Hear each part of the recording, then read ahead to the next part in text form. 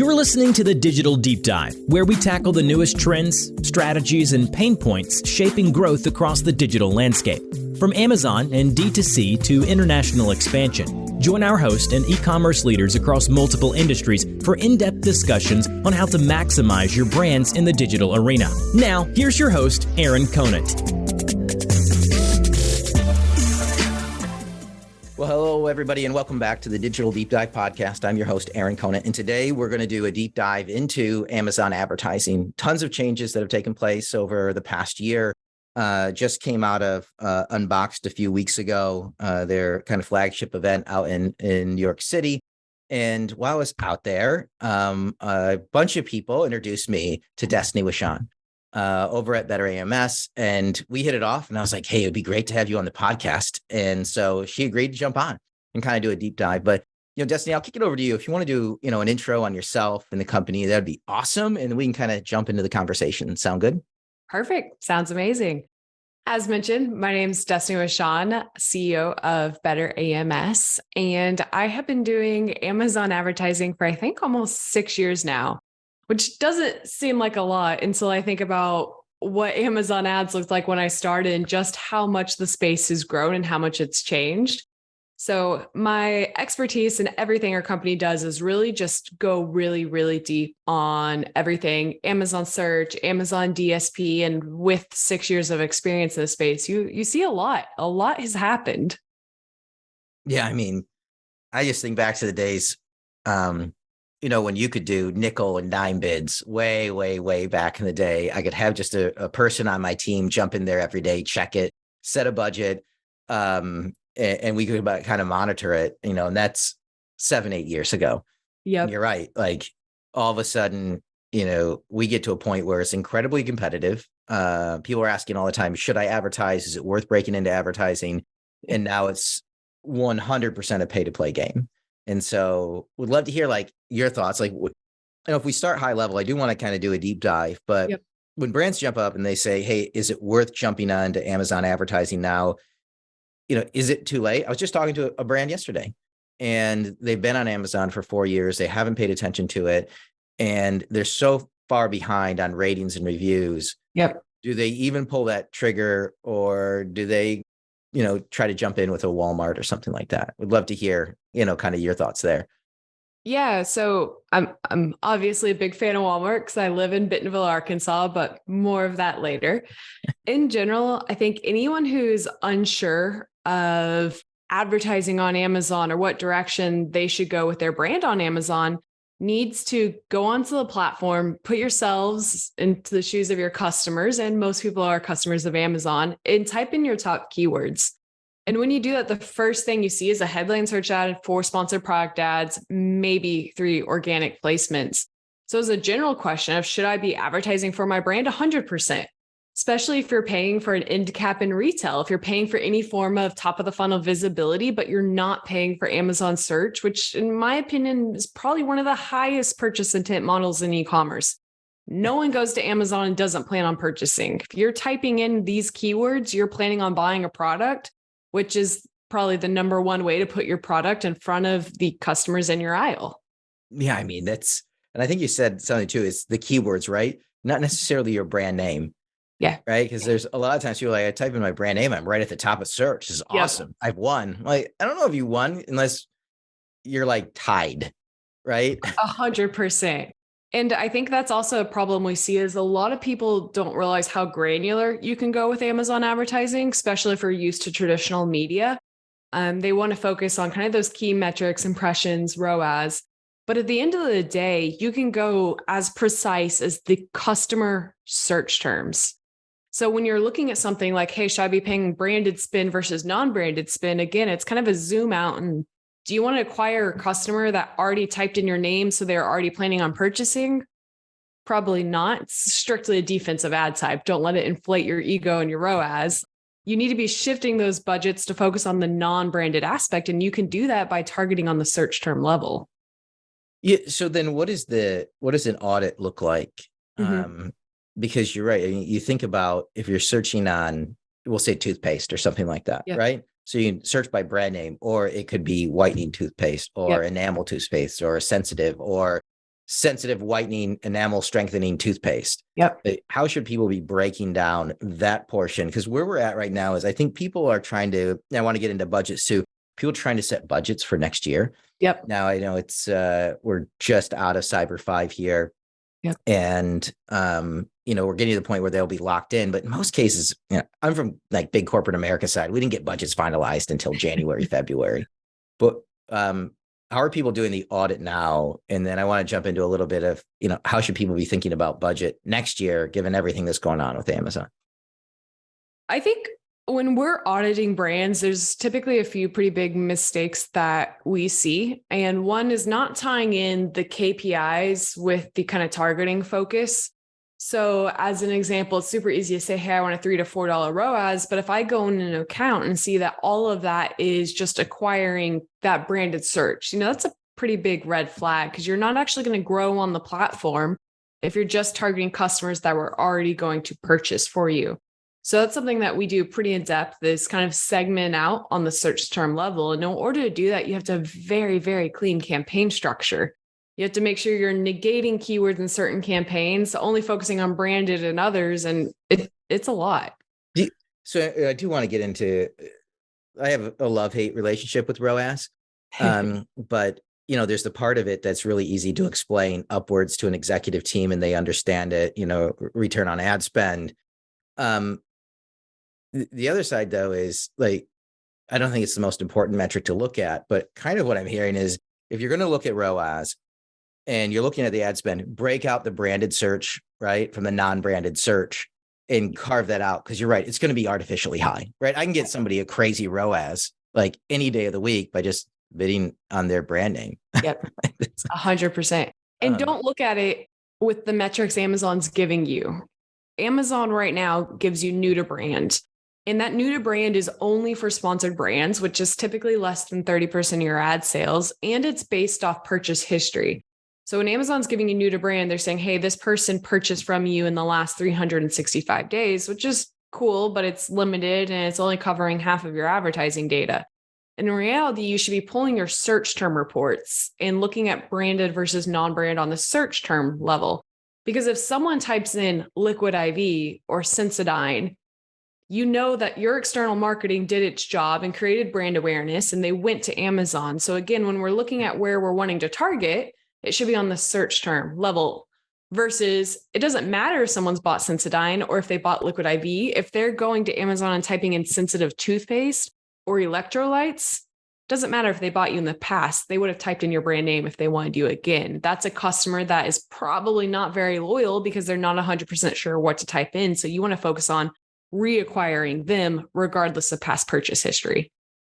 Are you finding, so I want to go just next level a little bit, because you brought up an interesting point is marketing teams get merged together, right? The digital marketing team and the marketing team, they're slowly getting squeezed together. Yep. And if I'm doing an external off Amazon marketing campaign, big branding campaign, maybe it's TV, I don't know what it is. Yep. Maybe it's print, who knows? When I run that campaign, right, I should also tie in then my Amazon search results. Yep. Right? To see, was there an impact? Yeah. Because if I'm a marketer, I want to justify the money that I spend. Yeah. And you can kind of see it when you run it and there's an uptick in store sales and you can get, POS data that comes in, maybe using IRI, Nielsen, whoever is telling you, wherever you're getting the data from. But Amazon, you might be able to see it uptick on that as well. Yeah, 100%. And tracking on this, I think, is kind of the big problem for 2023 as everything becomes, I'm assuming everything's going to become more blended budgets and kind of budget fluidity based off cost per acquisition and platform volume. But how you tie all of that together is the major piece of the puzzle. Now on Amazon, it's not too difficult because they actually do give you kind of purchase data versus awareness data. So you can dive into your brand metrics and you can see, hey, branded searches percentage increase. And then you can overlay that with your external marketing campaigns. If you want to get super specific, again, you can do that on the search term level and say, hey, I ran this campaign during whatever. And now for the next week, I'd see my branded searches actually increased. And that's where you can say, hey, it probably did its job because most customers do see external marketing campaigns and then go directly to Amazon. And if you're not driving directly to your PDP, it's not easy to track. Wow.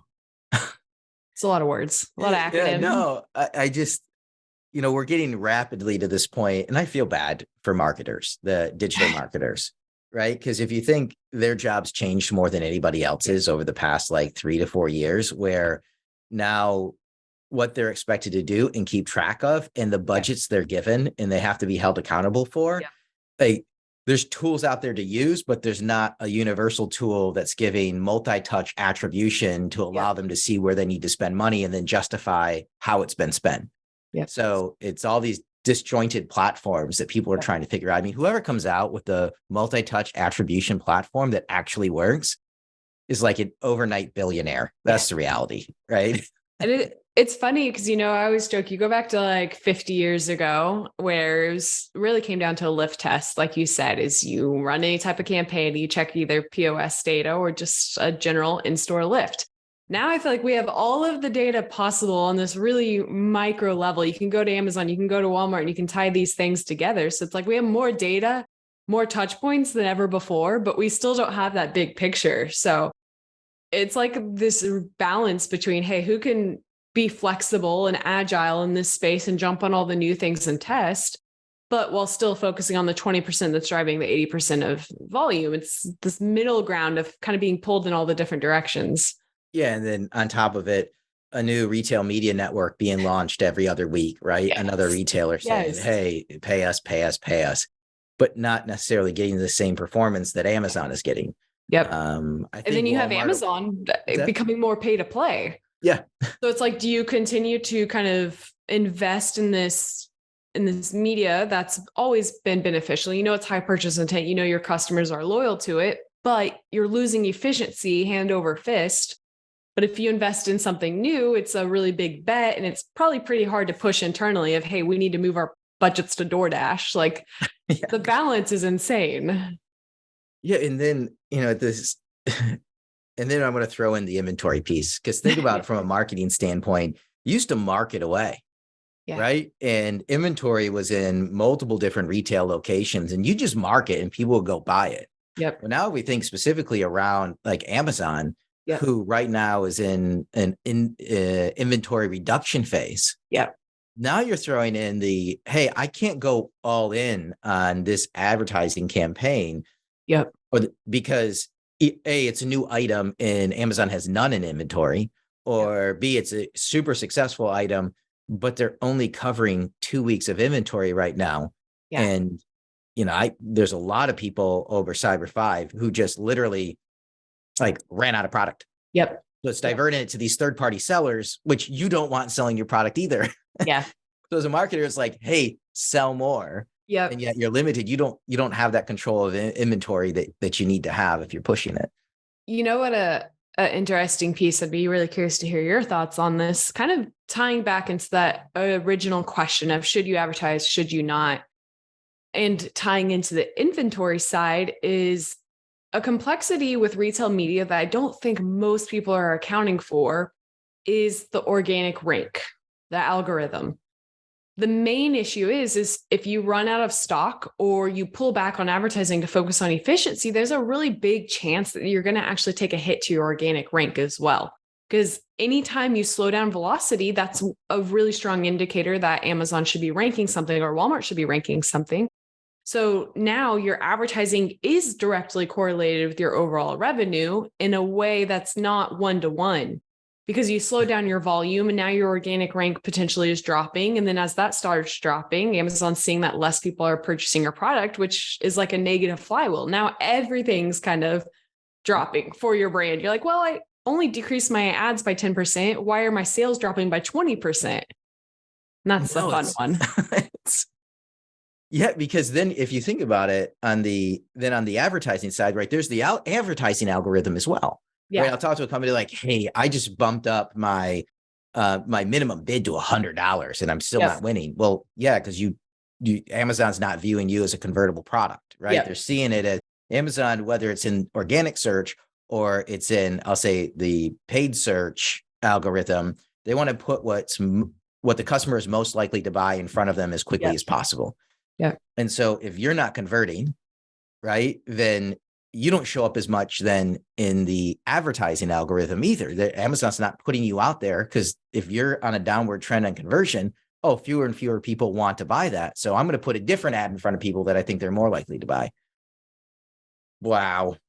That's one platform. And then you layer in every single other platform so in my opinion, I really do think the industry is going to have to go into a direction of kind of cost per acquisition across platform of like, Amazon's a great example. Amazon conversion rates are still higher. Advertising conversion rates are a lot higher than any other platform because purchase intent is so high. But now that you're seeing cost per clicks and CPMs increasing, that efficiency is decreasing. So we're going to have to start looking at a model of, let's look at Walmart, let's look at TikTok traffic, let's look at Google traffic. Yes, our conversion rate's a lot lower, but our costs are so much lower as well that it balances out. So it's like, hey, what's our cost per acquisition across platforms? And then what's the max volume for that platform? Maybe we should be shifting budget away from Amazon and pushing it into these other ad types and assets, knowing that it's going to be a lot cheaper than everything's just going to be a blended ROAS and some share of shelf aspect. I think the tough part with those platforms, a lot of them are just unproven and they're so far behind Amazon, which is so far behind Google, right? If you take the traditional paid search and social marketer who gets all the data from Google and everything poured in and they can select from this vast variety of different levers to pull.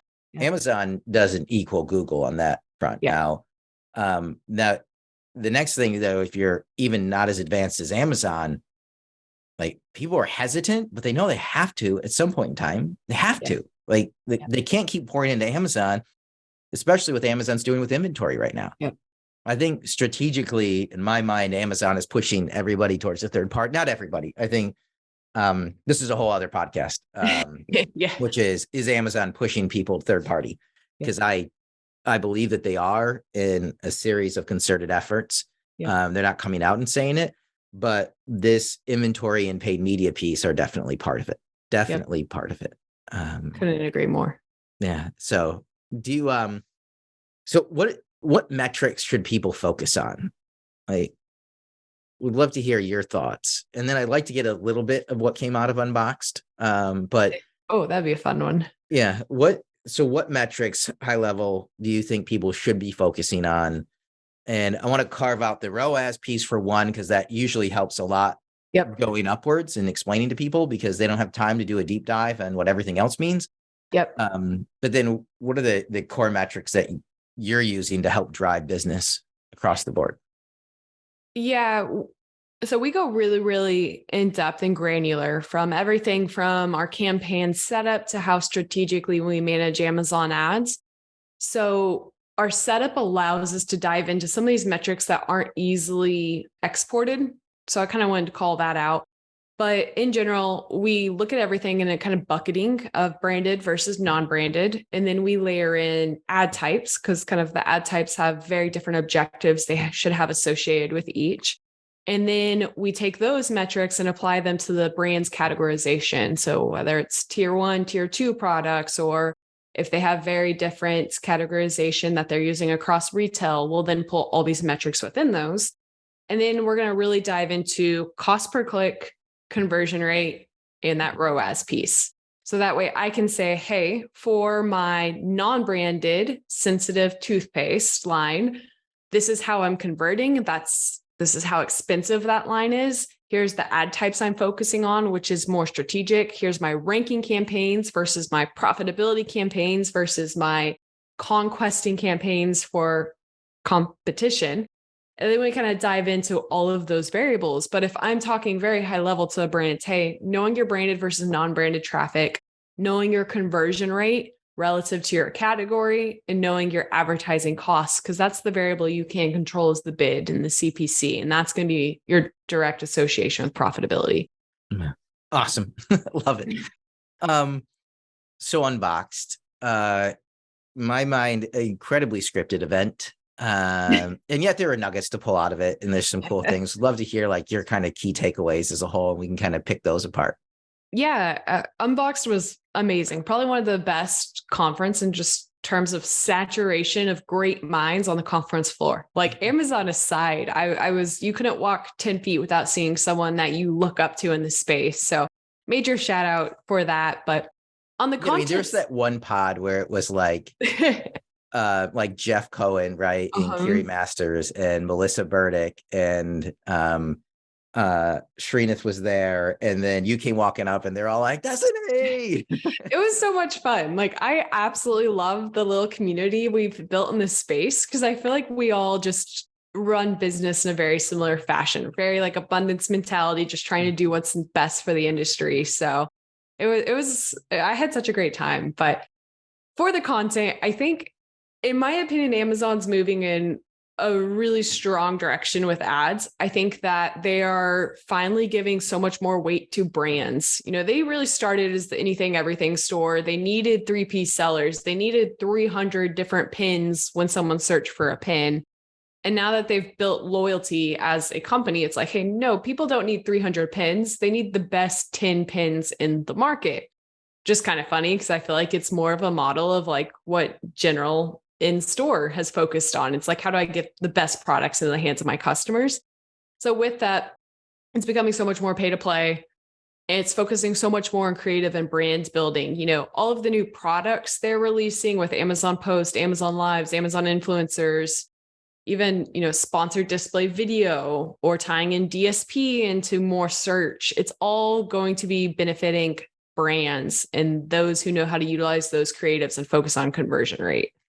Yeah, I mean, it makes sense though, right? Because Amazon is always customer focused. Yep. And so when you're the consumer and you're buying on the platform, amazing customer service, right? I mean, you can buy anything, return anything pretty much.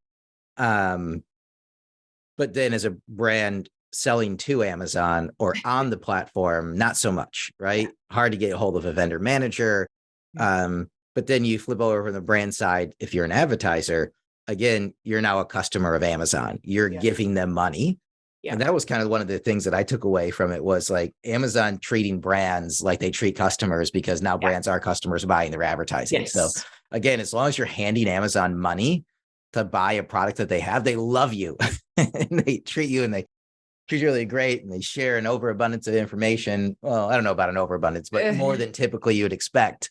And they're doing some amazing things. They keep putting out new products and new tools, like the the streaming data that comes out, which is a new feature. And we can jump into that a little bit, but that was what I took away, was like, wait a minute, Amazon's now treating brands like they treat consumers, which is really, really good. Now, I don't think that necessarily translates over to the sales teams and the vendor and seller central teams. They're still not reaching out to talk to brands, but unless they think they can get you to spend more money. Yeah.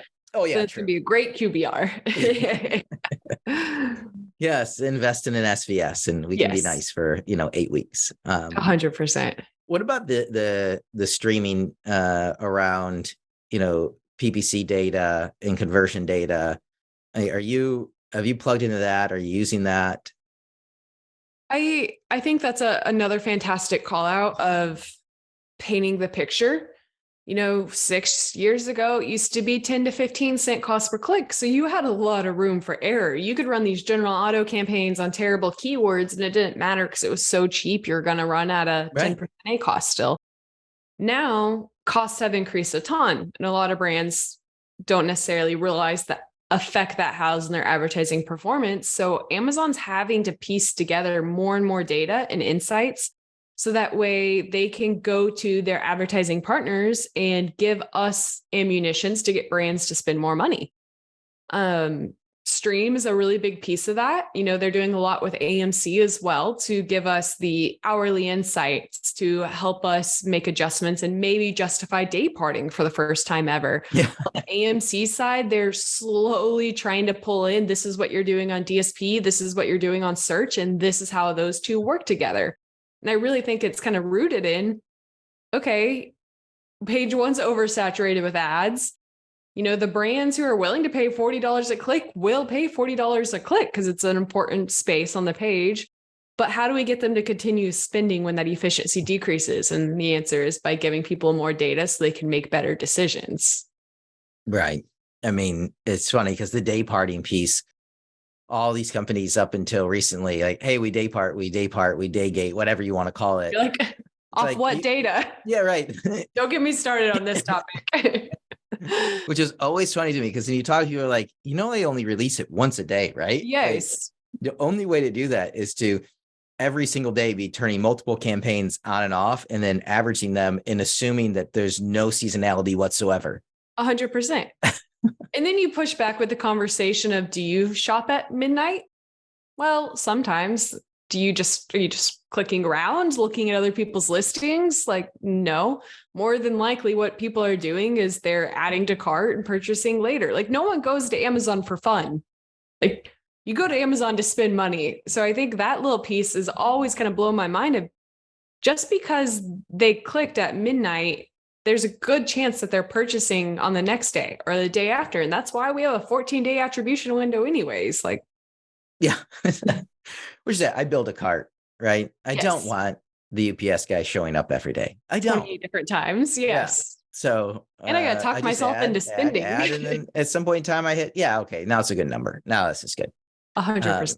And I know there's people who shop different ways. Some people just like, hey, I don't care, deliver one box of Kleenex to my house. I don't care what it does, like, but who cares about the environment? it's not me. Right. That with all the kids at home, every time they think, there's a present showing up. Like, yes. No, yes. It's Tide Pods and Kleenex. No. But what are you most like excited about? We were talking, I know, a little bit before this about like the future. Like, what do you think comes next for Amazon? I'm really, really excited for the brand building piece. If we're being honest, I mean, I feel like everything we've gotten to do to date has always just been like keywords and data. And now really small updates, like being able to add lifestyle images to 66% of our ad types. Like, that makes a really big difference when you're scrolling the page and you see that headline ad with a really good lifestyle image. I think the direction Amazon's moving with Amazon posts and Amazon followers and customer engagement is super exciting, because like we have brands that have been able to gather and gain like 30,000 followers, which means they're able to email those 30,000 followers. And that's something that's been a hot topic of Amazon, of owning your audience. So yes, it's baby steps and the tool's not amazing now, but everyone knows how siloed Amazon is. They're going to release something. We're going to be the ones to figure out whether or not it sucks, and we're going to provide the feedback, and then it's going to become exponentially better. So like, those things are key indicators of the direction that the space is going. And I love the brand building and the creative side. If we jump into those posts just a little bit, and the followers, because I remember they launched it and everybody's like, well, what do we do with it? And it's like, we have no idea. Yeah. Like, you can't even see the follow button unless you're like deep in a PDP and all this interesting. But everybody wanted to know about it. Everybody wanted to do it. And then they jump into it like, okay, so we got these followers. What does that mean? Nothing. Yes. It means nothing. Nothing? Like, no, it's probably going to mean something at some point in time. Yes. But how are people leveraging that? I would love to hear that, because is it that powerful, or are we still on the path to it being incredibly powerful? So I actually had to speak on this topic at Prosper. And for anyone who's like followed me, Amazon advertising is my expertise. And I got thrown into Amazon Post, and I was like, all right, well, we're going to speak on this. But Amazon Post, in my opinion, are super valuable because they take up space on the product detail page. So regardless of if you can email them or if you can follow them, that space is free branding. And we know how expensive product detail page inventory is.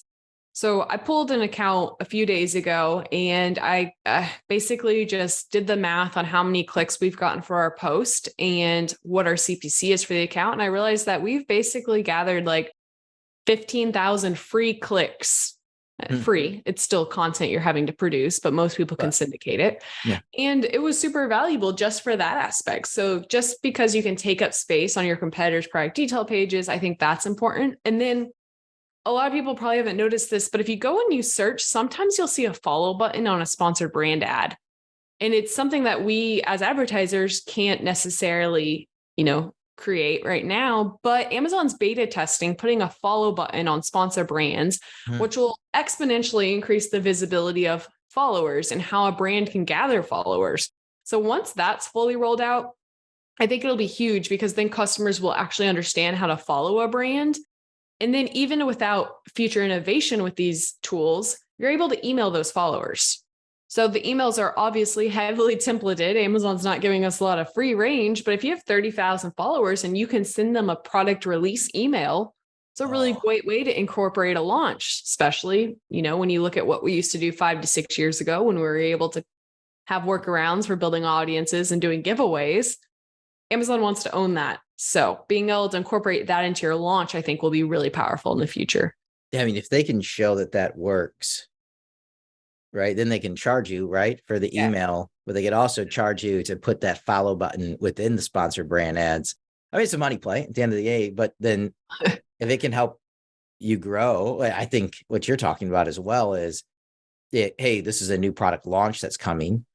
Still, the difficult part is getting inventory in there. But I have a lot of brands looking at like micro fulfillment centers. A couple of podcasts ago, Corey over at Da Vinci Micro Fulfillment is doing some crazy stuff where it's just backup, right? Because again, you can do all this stuff, but you still got to be able to get the product to them. And if it's not sitting in an Amazon warehouse or you run out of inventory, it's an issue. Just a whole nother layer of complexity, like you said, with ads, because now it's, okay, do I need to have an FBM SKU? Do I need to have an FBA SKU? How do you switch between those when you're advertising? And sponsor brands, sponsor display, and DSP will continue to run if you're not in inventory, but someone else is. So then it's like, hey, do I continue to pay for this, 3P seller? It's a PO, hopefully, but it's a lot to consider. Yeah. And, still a major focus, is limiting third-party resellers. Yes. Huge focus. Yes. Or just going to authorized ones that will still uphold and protect the brand. We started doing, events and webinars and dinners around that like 4 or 5 years ago, and we're still doing them because brand protection is still massive. I think that the podcast before this one, we tackle that specifically. And it's always kind of surprising to me that we're still tackling that people still think, well, hey, I've already made the first sale. It's gone to 3 or 4 different people. I've made the money. Why not let them sell on Amazon? Well, you can't advertise per se on PPC side. You can on the sponsored brand side, but what if that person isn't providing the branded experience you want and you're spending money and driving traffic to it? And anyways, incredibly, that's a whole, as of course, another podcast as well. But you're gung-ho on the posts, huh? I am. I mean, right now it's free. You can have a virtual assistant take all of your social content, all of your UGC, and upload it, and in exchange, get 5 to 10,000 impressions. And that's just so important when I know how expensive those impressions are. I mean, over Prime Day, we consistently saw $30 to $40 clicks for some of our, highest competition categories, which is absolutely insane. So anything that we can do, I'm all about.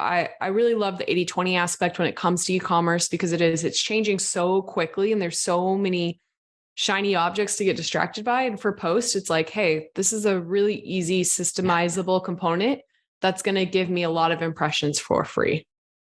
Wow. Are there other products that you see that are popping up? Video reviews? Yeah, those are all fun things, I think. I don't do a ton on just the content side of the business. So when I'm kind of like looking at the new products, it's usually on the advertising side. Sponsored display video is really exciting, in my opinion. Everything they're doing to give DSP more opportunity to scale is important because the top of the page is incredibly saturated and it is becoming inherently more pay to play just because of how the algorithm works.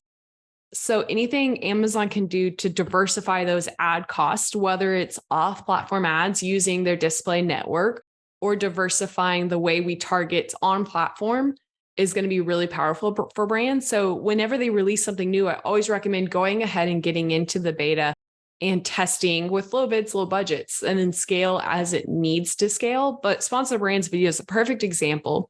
It's been out for almost 2 years now. You still have large brands that haven't adopted it because it's not easy to scale video assets per ASIN.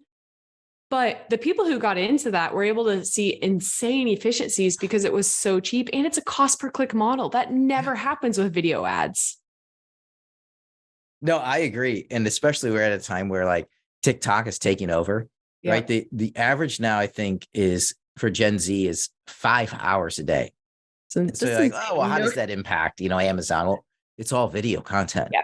And it's changing how people are looking and viewing and searching and discovering. There's a huge chunk of them. I go to YouTube, I need to, fix something. A lot of people are going to TikTok to do research. I've been testing that. I saw someone did a study on that and how, people are going to TikTok for product discovery. And I'm not a user of TikTok because I have no self-control.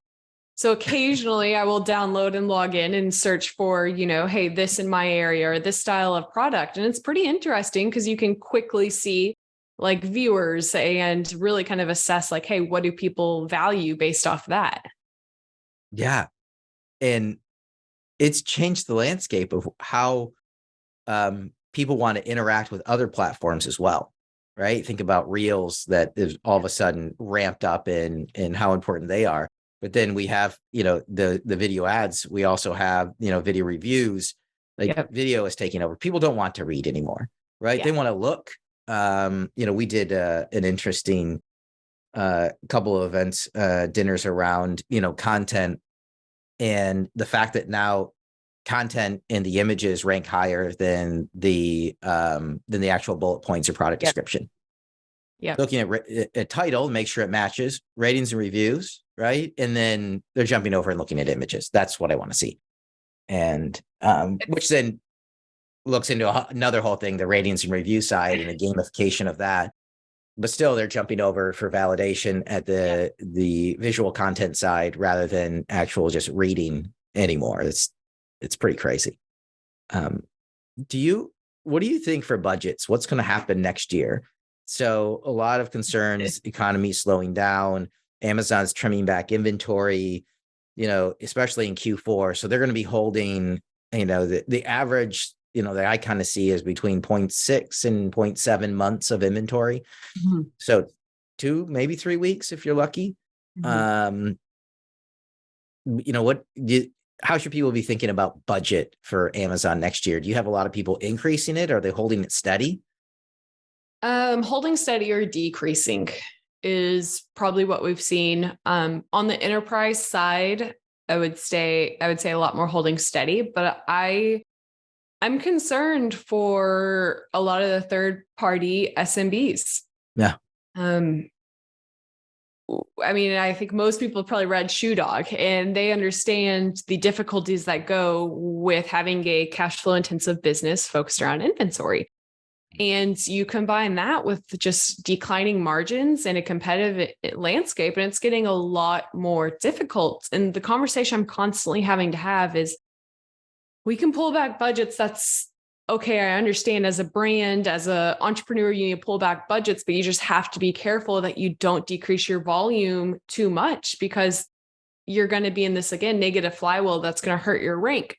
And then it's going to hurt your overall business, because people are always going to pay to play, especially on Amazon. And it's providing an advantage to these larger brands that just have more money to spend. And that's a little bit of a concern. I think Amazon's algorithm in general is potentially going to have to change, whether it's the honeymoon period or what they're doing, because it is all top of search ads. And the people who can afford to pay those isn't necessarily the SMBs. So how are they getting exposure? And that's a hard question. Right. They're not, right? Yes. That's the reality. And I agree with you. I have a ton of them right now, just looking to get into retail. Actually, but maybe you should have started 3 years ago, which is tough, right? Or 2 years ago, really, really tough as retail was closing up, right, for a little while. But it's the reality is, at some point in time, what I'm really seeing is this, the ability to have a pure direct to consumer online brand is tougher than it's ever been right now. And a quarter from now, next year, it's going to be even tougher than it is right now. Yeah. I think, the one thing is if budgets are going down and there's fewer bids on keywords, then maybe PPCs come down, right? Yeah. The pricing comes down as well. Yep.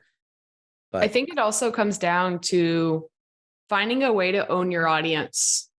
So that way you're not having to rely on Amazon, because when you're relying on Amazon, there's so many variables out of your control. You could easily be bidding 50 cents every single day, and it takes one competitor coming in, jacking up bids to $3 to really change your cost per acquisition. So what I'm telling a ton of people is, with that being out of your control, find a way to build an audience, whether or not it's connecting with people on social or your email list. You don't necessarily need to acquire that audience on that platform, but if you can even drive that traffic to Amazon for a cheaper cost, then that's something you're going to want to look at. Because I'm having to have so many conversations with brands that are like, we need to lower a cost. We need to lower our tacos. We need to increase our ROAS. And I'm like, okay, we can do that. But the moment we lower bids, we're lowering volume drastically. So do not come back with, hey, why is my revenue decreasing? When 70% of your sales are coming from ads, it's gonna be hand in hand. I mean, that's where I hear a lot of it is 70 to 80% of revenue right now coming from advertising. That's a tough spot to be in. If you're not a big brand, obviously for some, if you're a well-known household name, people are going to show up. Or you've got a great, just, all around, niche brand name, you can do it. But Amazon is 100% pay to play. And that's a conversation I think, some marketing teams are avoiding having, or have avoided in the past having with executive teams about how pay to play it is. That it's not traditional advertising where you don't, you can just kind of splash it out there and people will show up at a variety of stores like that. That advertising is strictly focused on Amazon. And that's where you get into this tug of, where does the budget for that come from? Right. Because it was getting pulled out of the bigger marketing budget because that's what had been allocated for the past couple of years. But then you've got the salespeople for all the other in-store accounts that are like, wait a minute, half of what you're spending is on Amazon and it's just hitting there and it's not affecting me. Where, 3 years ago, 95% of what you were spending was off Amazon and it benefited everybody. And that's going to be an interesting thing to balance out. That's, yeah. There's been a lot of really interesting content just on brand versus performance marketing in general. And I think that conversation does translate to Amazon still as well. We're seeing it now more than ever due to the increasing costs. Like everything used to be really easy bottom of the funnel Amazon because CPCs were so low. But now that we're seeing, hey, massage gun is a $30 bid. It's like, hey, maybe we should look at moving up the funnel and remarketing. Maybe that's going to be a lot more efficient. And let's focus on how do we bring customers to the platform, and then they're going to find our products regardless. So that way we're not having to educate them from a sponsored product ad, which we have no control over click-through rate and creative because it's the listing. It's kind of that's another whole push-pull dynamic that's been really fun, is like, when do you move from performance to brands? When do you, move up the funnel and justify paying for impressions? That's it's a fun space to be in. Well, yeah, but even if you think about it if you are driving off Amazon traffic, right? If you're driving traffic from off Amazon to a detail page, Amazon loves that traffic. If there's conversions from that traffic, I mean, the algorithm loves that, right? You're grabbing a consumer from someplace that wasn't shopping on Amazon. They're landing on Amazon. They're buying a product and maybe more. I mean, that plays into the search algorithm huge. And if you can get it, I think this is the natural progression is, as we tapped out Amazon for its, efficiency in its price and how much we're paying for each conversion. Now, the thing is not to just keep doubling down at that higher price, but like you're saying, like drive traffic from off Amazon, have it point to Amazon and help it grow. No, crazy. Any questions like that you're curious on? Like, I've been asking you tons of questions, like for the past, I don't know, 30, 40 minutes or so. What's any questions you want to throw back my way? Yeah. So since we strictly manage Amazon advertising, one of the barriers we have to drive success is just a brand's general performance. What's their conversion rate? So I have a lot of people that will come to me and be like, hey, drive more traffic to this page. And I'm like, I can do that, but your conversion rate's a 5%. So don't expect your sales to immediately increase. What are the biggest mistakes you're seeing on just the conversion rate listing building side? Or misconceptions, not even mistakes. Yeah. So I think you nailed on it. The reality is if you're driving traffic to a detail page that doesn't have newly optimized content, right? It doesn't have the video built-in video. Maybe there's video reviews. I mean, if you haven't optimized that page, and you're driving traffic to it, yeah, you're going to get a ton of traffic. But if the conversion rate is low, you get hooked on a crack you can't get off, because that deprioritizes it in the organic search ranking and in the paid search ranking as well. And you get into a downward spiral that the only way to pull that back out, right, is not dumping more in, is pausing it and actually rebuilding the content. So anything you're driving there. And so that misconception around, hey, I'm going to drive traffic to a detail page simply so I can get more detail page views and more conversions and hopefully more ratings and reviews. They commonly forget, what is the conversion rate? And if the conversion rate is low, man, there's a big issue with that. And it's not long for Amazon to figure out the conversion rate, right? I think it's under, like, if you're launching a new product, like those first 4 weeks are when Amazon is really determining the long-term potential of that SKU and how you handle it and what you do with it and how you drive traffic to it and whether or not you have inventory. I think people oversimplify what paid media does in driving traffic to it. So again, it seems basic, but Yeah. it is, how optimized is your content? And the content now, it used to be, I would refresh my content like once a year. I would be able to touch it. And every quarter I had a different 25% of my top, 50 ASINs that I 50% of ASINs that I would touch. Some laggards I didn't get to as often. But now you have to be staying on top of what are the newest trends across multiple different platforms. Yeah. Perfect example was the TikTok one. Video is there. Images are there, right? You can't just have, like you're talking about, lifestyle images that you're able to put into different ads. Like, it's a whole different ball game. But sometimes people are lost in everything I'm doing around the advertising piece and not, oh, wait, I really need to focus on the content that's on that page that my audience is looking for, right? So, I mean, you're selling lazy boys, I'm exaggerating here a little bit, older demographic, not as important. You're, selling, a Theragun, right? Younger demographic. They want to see lots of great images. They want to see a video. They want to see a demonstration in it. They want all these other things. And if you don't have them, no matter how much money you spend, like it's not going to go. That's what I see is, sometimes people overlook the basics. Yes, maybe that's a long-winded answer, but to get back to overlooking the basics of great content. Yeah. So what gets you up in the morning? That's, as we're getting to the end here of time. What gets you pumped up every day? I got thrown into this space.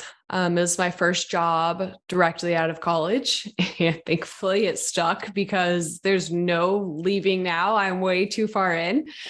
But I love how quickly it's moving and changing. And I know that can be really intimidating to a lot of brands because a lot of brands got to be a very large size because they were great at building systems. They were great at doing things repetitively very well.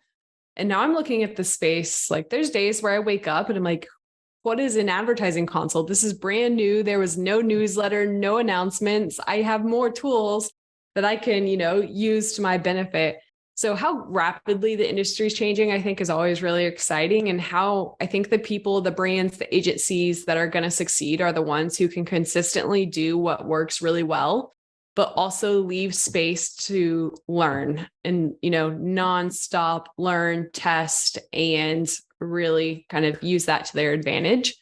So that makes me really excited, as well as just the community. I think you kind of hit on it earlier in this podcast, but we're all thrown into this fire. So being able to send someone a LinkedIn message or meet someone at a conference and go get drinks, that's all really exciting. Like I could have never been successful in this space without people who are willing to just answer questions and help. So that's my favorite thing about what I do, is being able to connect with an audience and just teach them things and use all of my mistakes and learnings to others' advantage. So I love that. Yeah, no, I love it too. The community here is just unique on the digital side. Yeah. Especially people who have been in it, over, 4 or 5 years now. It took a unique person to jump in early on, somebody who liked to network, who liked to knowledge share, who thought, hey, I don't know it all, but I really, really want to learn more. Yep. And I'm open to connecting with anybody that's going down. And so it's a really unique person that jumped in. And no, I agree. Then it's made for this really, really cool community where, you think about that kind of group that I mentioned, overlaps some as far as services and competitors in a way. Nobody cares, right? Yeah. Everybody's there to network, knowledge share, and that abundance mentality. And as much as I can help you get whatever you ever wanted, then, in return, people help me get whatever I ever wanted. And so, just it's always day one. What's that? It's always day one. It's always day one. Awesome. Well, Destaney, we're going to wrap it up here. Thanks again. And again, if you guys want to reach out, Destaney Wishon, you can reach out to her on LinkedIn. Better AMS, just great friends and partners of a lot of different people in the network. And so I encourage you to reach out. And with that, we're going to wrap up this episode. Thanks everybody for listening in. Thank you.